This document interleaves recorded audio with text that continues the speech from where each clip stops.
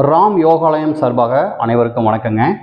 பிராணாயாமா பயிற்சியில் பார்த்தீங்கன்னா பஸ்திரிகா பயிற்சியில் நம்ம முதல் நிலை, இரண்டாம் நிலை நம்ம சொல்லிட்டு இருக்கிறோம். அடுத்தது நம்ம பண்ணக்கூடியது மூன்றாம் நிலைங்க. அதனுடைய பலன்கள் என்ன அப்படிங்கிறது இதுக்கு முன்னாடி இருக்கக்கூடிய வீடியோவில் நான் உங்களுக்கு சொல்லியிருக்கிறேன். அதே பலன்கள் தான் கிடைக்கும். ஒவ்வொரு நிலைகளிலும் ஒவ்வொரு நிலைகள் மாறும். அதாவது பார்த்தீங்கன்னா அப்படின்னா அந்த பலன்கள் அதிகமாக கிடைக்கும். ஓகேங்களா? இப்போ நம்ம பண்ணக்கூடிய ஆசனாஸ்ல கோமுகாசனா அப்படிங்கக்கூடிய ஆசனாவில் தான் நம்ம இந்த பஸ்திரிகா பிராணாயாமா நம்ம பண்ண போறோங்க. இங்க பாருங்க, நல்லா நிமிர்ந்து உட்கார்ந்துட்டு இடது கை இருக்கு இல்லைங்களா, இடது கை பின்னோக்கிங்க. ஓகேங்களா? போகல அப்படின்னா கொஞ்சம் இழுத்துக்கோங்க. வலது கை பின்னோக்கி. நீங்க ஏற்கனவே கோமுகாசனம் நம்ம பண்ணியிருக்கிறோம், டச் பண்ணிடுவோனுங்க. இங்க பாருங்க, பண்ணிட்டு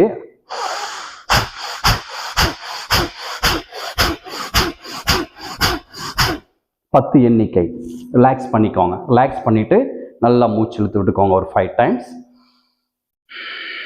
இழுத்து விட்டு இப்போ பார்த்தீங்கன்னா வலது கை பின்னோக்கி, இடது கை கீழைங்க. டச் பண்ணா போதும். இங்க பாருங்க,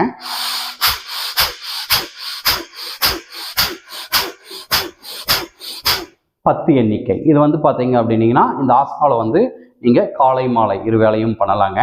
என்ன காரணம் அப்படின்னு கேட்டீங்க அப்படின்னா, இந்த கோமுகாசனம் அப்படிங்கிறது பார்த்தீங்கன்னா பசுனுடைய கொம்பு இருக்கு இல்லைங்களா, அதோடைய அமைப்பு.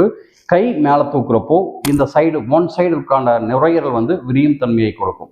அதாவது நம்ம இந்த சைடு பண்ணது, பஸ்திரிக்காவில் கை மேலே தூக்கி பண்ணது, இது பார்த்தீங்கன்னா மேல் நோக்கி விரியும் தன்மையை கொடுக்கும். அதனால இந்த பயிற்சியில நீங்க ரெகுலரா பண்ணுங்க.